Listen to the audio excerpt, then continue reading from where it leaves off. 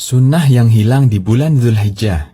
Di Indonesia, suasana semarak ibadah masyarakat kita jumpai ketika datang bulan Ramadan. Masjid yang biasanya sepi dari jamaah, mendadak membludak ketika tarawih pertama. Jamaah subuh yang umumnya dihadiri 2 orang, yaitu imam dan muadzin, bisa menjadi puluhan orang. Bahkan, orang yang setahun tidak pernah menyentuh masjid, tiba-tiba berada di shaf paling pertama ketika sholat jamaah subuh.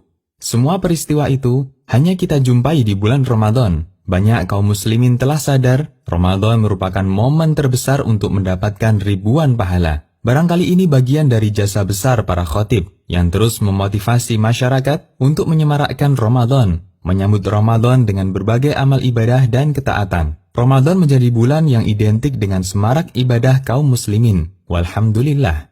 Sayangnya suasana semarak ibadah semacam ini tiba-tiba sirna begitu Ramadan berlalu, seolah bulan suci untuk ladang pahala hanyalah bulan Ramadan.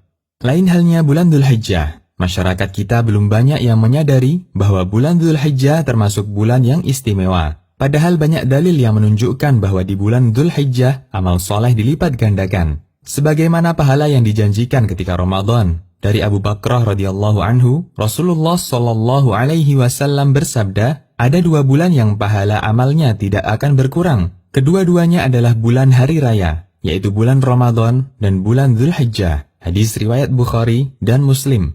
Rasulullah shallallahu alaihi wasallam menggandengkan bulan Dzulhijjah dengan Ramadan. Sebagai motivasi, beliau menyebutkan bahwa pahala amal di 2 bulan ini tidak berkurang. Rentang waktu yang paling mulia ketika Dzulhijjah adalah 10 hari pertama. Di surat Al-Fajr Allah Subhanahu wa Ta'ala berfirman yang artinya demi fajar dan demi malam yang 10. Quran surat Al-Fajr ayat 1 dan 2. Ibnu Rajab menjelaskan malam yang 10 adalah 10 hari pertama bulan Dzulhijjah. Inilah tafsir yang benar dan tafsir yang dipilih oleh mayoritas ahli tafsir dari kalangan sahabat dan ulama setelahnya. Dan tafsir inilah yang sesuai dengan riwayat dari Ibnu Abbas radhiyallahu anhuma. Allah bersumpah dengan menyebut 10 hari pertama bulan Dzulhijjah. Yang ini menunjukkan keutamaan 10 hari tersebut. Karena semua makhluk yang Allah jadikan sumpah adalah makhluk istimewa, yang menjadi bukti kebesaran dan keagungan Allah.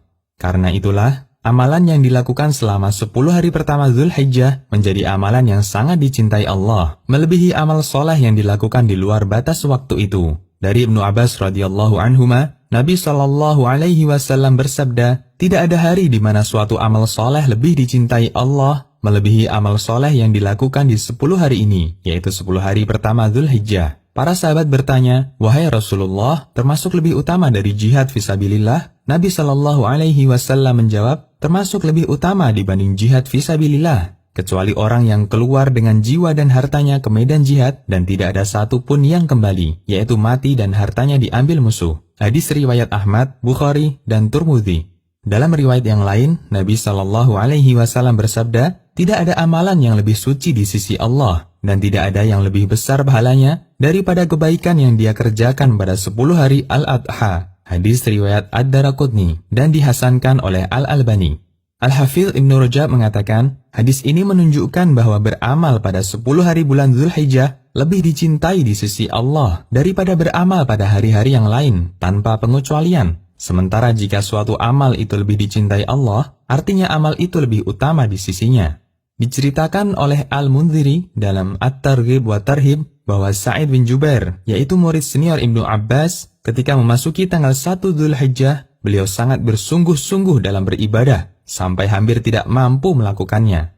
Memahami hal ini, saatnya kita menyadarkan masyarakat. Kita ajak mereka untuk bersama-sama menyemarakkan 10 hari pertama Dzulhijjah dengan berbagai amal soleh dan ibadah. Sebagaimana ketika mereka menyemarakkan bulan Ramadan, jadikan kesempatan 10 hari pertama sebagai ladang untuk mendulang jutaan pahala.